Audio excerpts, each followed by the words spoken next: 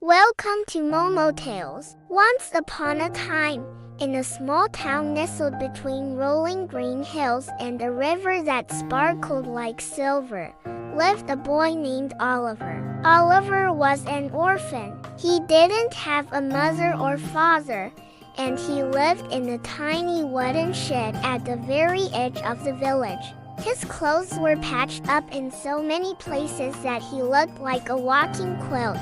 And his shoes, well, they were more holes than shoes. His toes poked out so often that the townspeople joked his toes were waving hello. And Oliver, he just laughed, because although he was poor, he had something richer than gold, a cheerful spirit. He sang silly songs every morning as he walked through the town square. He sang things like, "Toast for breakfast, toast for lunch.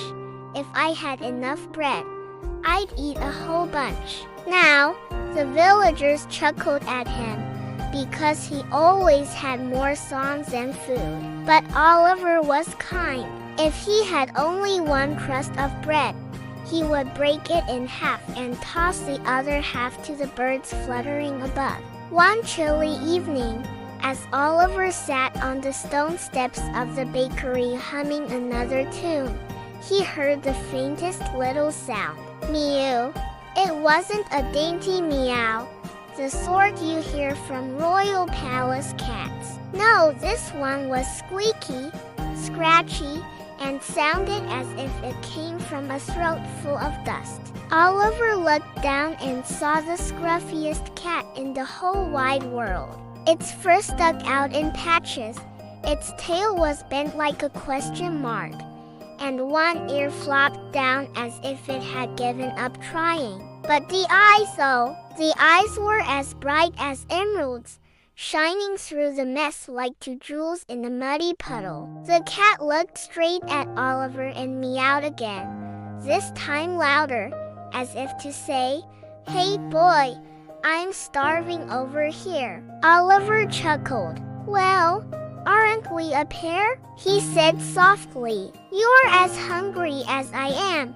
He tore the last piece of bread he had and placed it gently on the ground. The cat gobbled it up so quickly, Oliver worried it might choke. Then, to his surprise, the cat leapt into his lap, curled into a tight ball, and began to purr. From that moment, Oliver and the stray cat became inseparable. Oliver named him Maximus, though he often called him Max for short.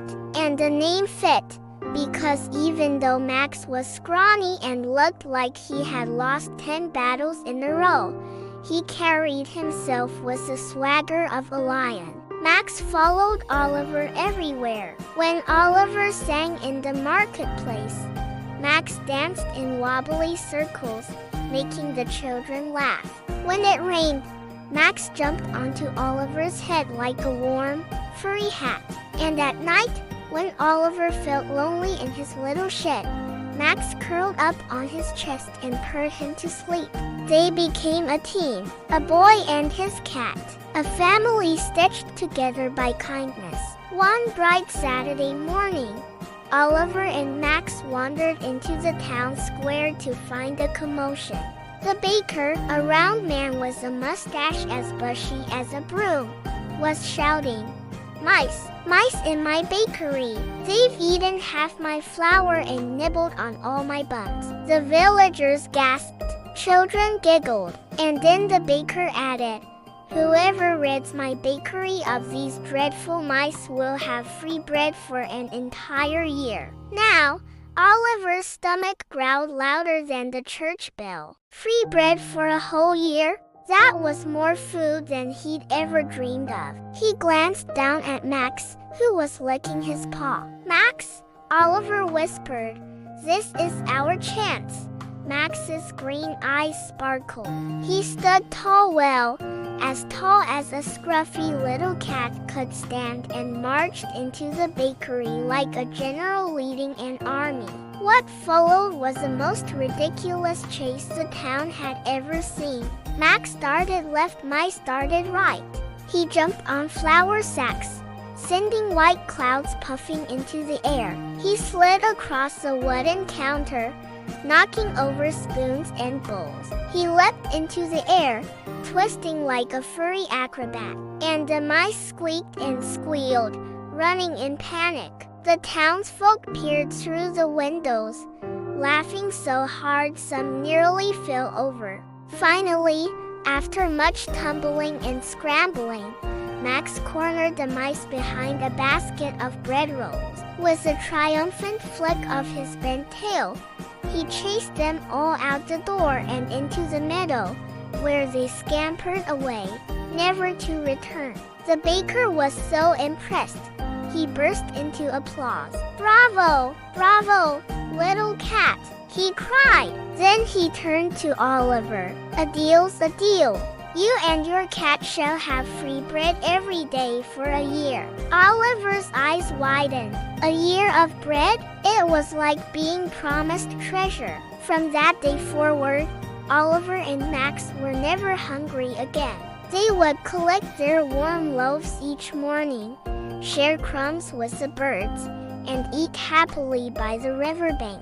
But what made Oliver happiest wasn't just the bread. It was the fact that he had found a true friend. You see, Oliver had once been lonely, a boy with no family, no one to care for him. But now, he had Max. And Max, who had once been a ragged stray with no one to love him, now had Oliver. Together, they discovered something magical. Family isn't always about who you're born to. Sometimes it's about who walks into your life, hungry and scruffy, and decides to stay. And so, the poor orphan and the stray cat lived happily ever after with bellies full of bread, hearts full of laughter, and adventures waiting around every corner. Whenever people in the town saw Oliver and Max, they would smile and say, "There go the boy and the cat who saved the bakery."